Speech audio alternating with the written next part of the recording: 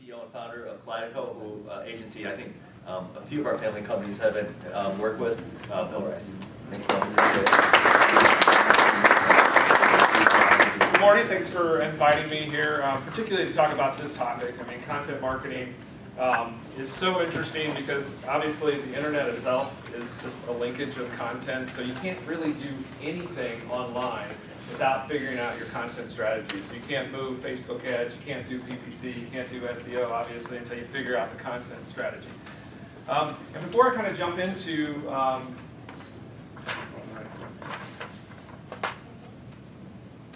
okay, so you can see the topic here is really outsource your content marketing without losing your soul. And so you can see that I'm sort of advocating that you take content marketing, even though I'm talking about how important it is, outside of your organization as a core competency, and I'll sort of develop that argument over time. But just to give you a little bit of context about myself and where I kind of drive this philosophy, I've literally sat in your shoes over the years. I've been associated with several different startups. The last one before starting up Kaleido was an internet bank back in early 2000 when that was like a unique thing, and we sold that to private equity. Then I subsequently came and actually worked at Quicken Loans for a little over a year and a half. So I'm familiar with being here and being in this environment and the energy that's around here. And then ultimately started about a decade ago Kaleido. And also something that may be familiar to you, Kaleido started as a software company. And so I also, in the early years of Kaleido, went through a pivot and turned it into a marketing agency. So there's a lot of hopefully familiar experiences here between what I communicate and what you guys are going through right now.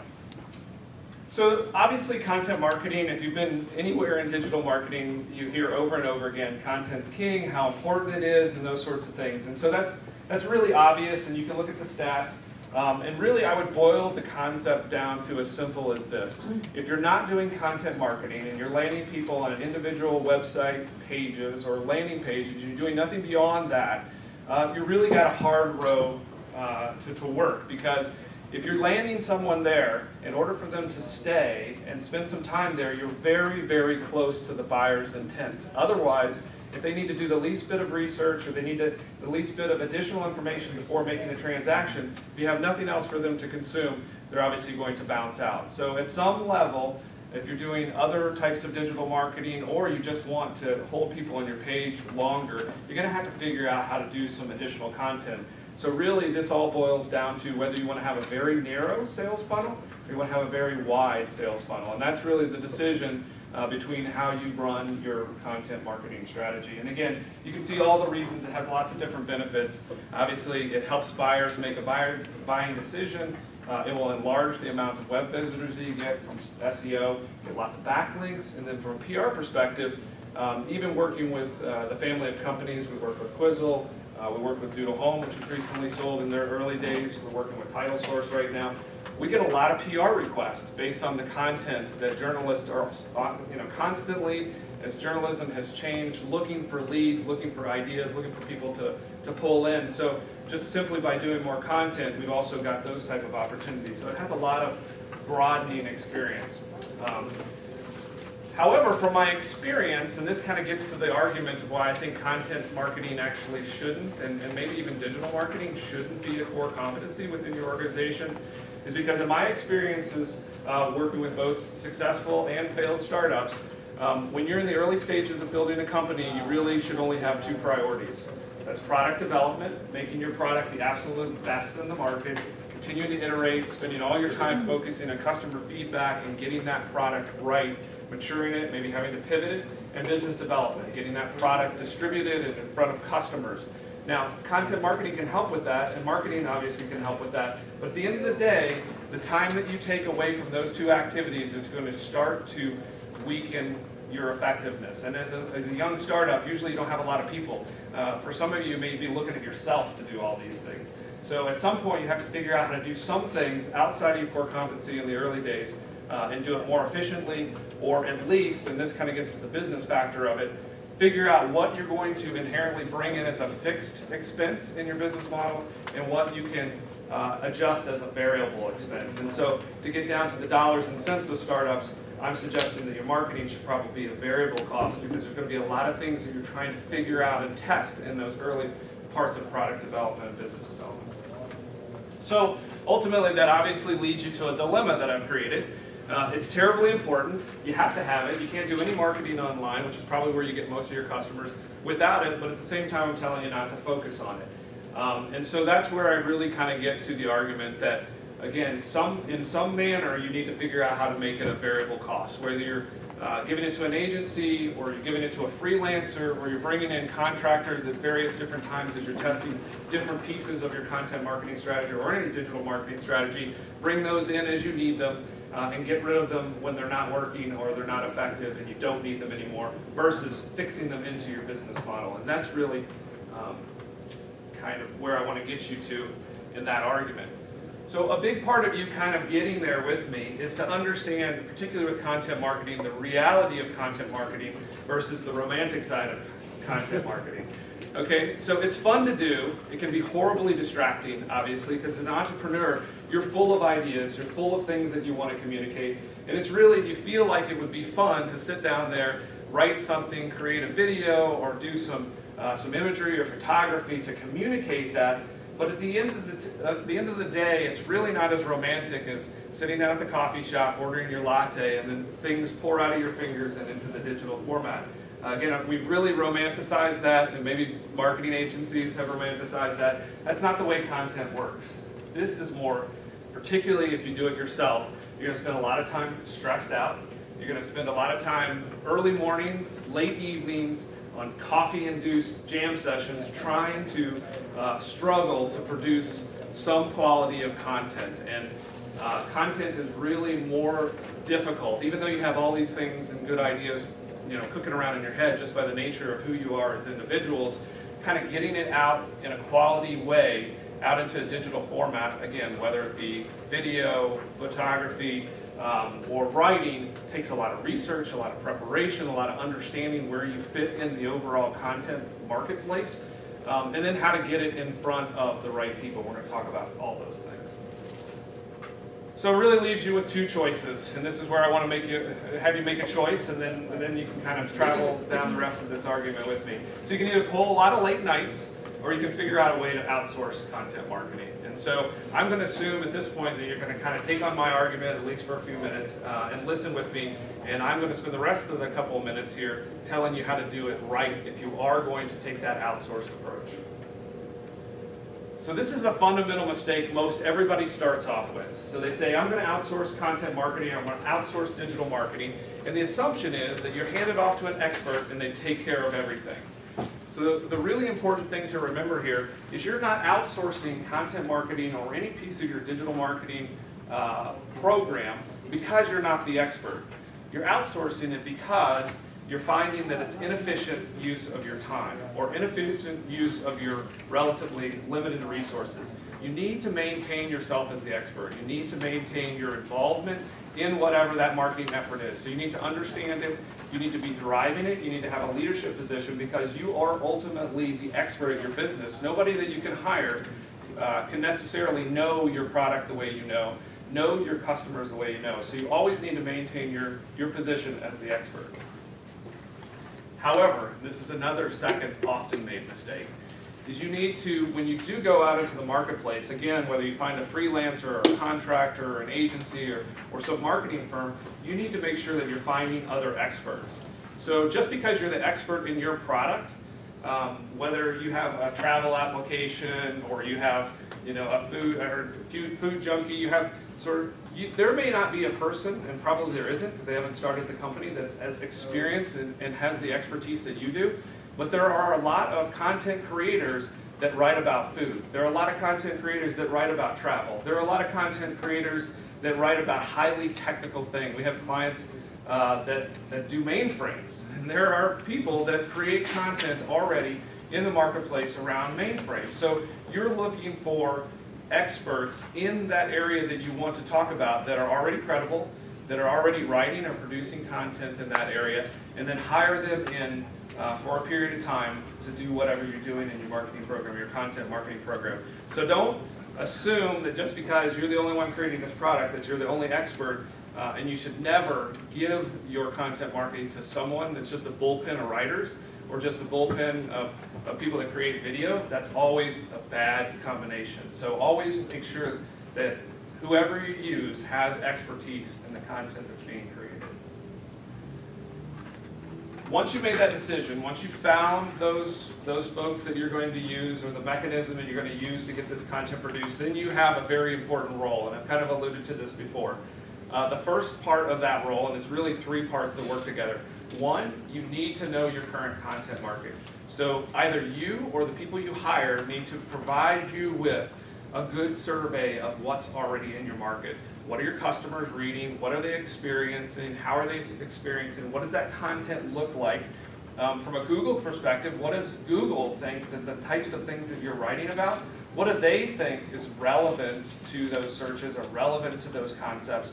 And then you're looking for opportunities or gaps in that, so things that your customers need to know that don't exist, or sometimes you just want to be in the mix. So you definitely need a survey of the content marketing. You don't want to just kind of go out of your gut, start writing random things, and go into the market and find out that, number one, customers don't think about it in that way, so they'll never see it.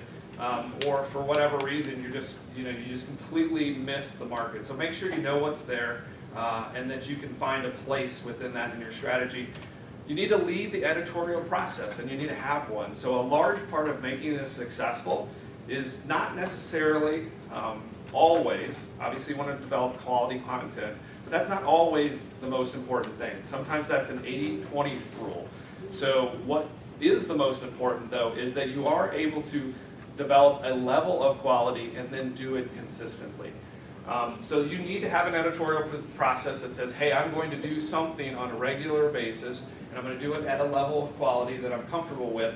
And then you, even if you've outsourced this, even if you're using a contract, you need to drive that. You need to make sure that it executes, and you make sure that the concepts and the topics and the sorts of things that you're covering are driven by you. And then the third one, and this one's often forgotten as well, when you engage somebody from outside, you're so busy, you forget that you have to be the #1 promoter of that content. So even though it's outsourced, even though it's done outside your organization, they may even be doing the promotion, they may be doing the PPC, they may be doing the social media and that sort of stuff. You still have to be the head promoter. Just to give you a point of reference, even as an agency, and we do this for clients, in essence, we outsource our content as well. So within our agency, a lot of our content that you see on our website and a lot of the content that's promoted out in for our own marketing purposes are written by contractors that are experts in digital marketing. We spend so much time with our clients and have so many other priorities, we don't actually put pen to paper. However, we fiercely drive the editorial process. We produce outlines, we produce the voice documents that lead all these things, but most of our content is out. So we sort of eat our own dog food, so to speak. So again, if you traveled all the way with me to this point, obviously you want to know, well, what actually do I need to do? So this is sort of the checklist that I always suggest for any organization to start thinking about what they should be doing as far as content marketing. Blogging is easy, no-brainer. Again, it enlarges your website significantly. It also gives you a very informal platform where you can make lots of mistakes and you can make lots of changes along the way. And they'll either work or they won't work. But again, it gives you a nice, easy platform. It's usually easy, regardless of what content management system. Usually the blogging portion makes it very easy to quickly produce content. Photos and video, always forgotten about. There are so many low expense, high quality ways to do photos. So I hesitate to mention this because sometimes people go overboard and they start taking pictures of everybody's birthday parties and publishing that, which your customers don't care about. But customers do want to know what your organization's like. They do want to know what's happening on the inside. They want to know how you work, how you get things done. They want to know the impact that you're having on customers. So take those opportunities to gather those photos. Videos, very effective. There's all kinds of different ways you can do that. Obviously the video is to show what you're doing, how you're impacting customers, but depending on what your niche is and what your company is, we've had a lot of effective use of video. Sort of taking, anybody that's familiar or seen the SEO Moz Whiteboard Fridays, it's really, most of us spend lots of time in front of a whiteboard figuring things out, so putting a camera in front of that and talking to our customers directly about what we're thinking about is a really easy production. We have one client in particular, highly technical, has made a lot of hay out of just producing those whiteboard sort of videos. Content distribution, again, something that's often left. No content published on a blog ever sees the light of day. So until you distribute, until you push it forward, until you do something with it, that content will rot. And it will, over time, as you produce more, it will bury itself. So make sure that you have a distribution plan. You're either distributing it out into other publication environments, you're using social media, you're using paid advertising, those sorts of things, but move that content. The web is so much more dynamic. You have to move the content. You can't simply publish. This is something we really believe in, and we've had a lot of impact. It's very, very hard to achieve, but if you can do it, it's the best rule. And that's a 3-to-1 off-site content production to one piece of content on your site. So I'm not talking about guest blogging. So this is something that Google's come out and said, hey, we don't really like this or whatever. And so what guest blogging is really kind of doing a subpar article, throwing it out there, getting a junky backlink back. What I'm talking about is finding real publications and platforms where you can get a credible spot on their editorial staff or publication. This is where hiring credible authors, writers, content producers can give you this, because a lot of times they already have an established platform somewhere else. So getting on Huffington Post, getting on Fox Business News, getting on All Business, you can get placements with credible authors that are writing on your behalf. So again, your best content, 3-to-1 outside, and it's just a very simple math equation. Your audience is so tiny right now, their audience is so enormous. So if you can take your authors and your content producers and have them reflect back on you and bring those audiences, that's really effective. And then again, something people always forget about and don't think about until too late is from the get-go, you should be capturing email. So on your site, as you drive this audience back, as you pay for content, as you pay to create audience, you need to be capturing those emails. You need to talk back to the market. Most of the clients that we talk to or work with, anywhere from 50 to 80% of the revenue comes out of their list in one way or another, whether it's customer loyalty, retention, or just straight transactions. So never forget that. Questions? I also brought Mike Carroll, our creative director, here as well. So any questions we can field collaboratively.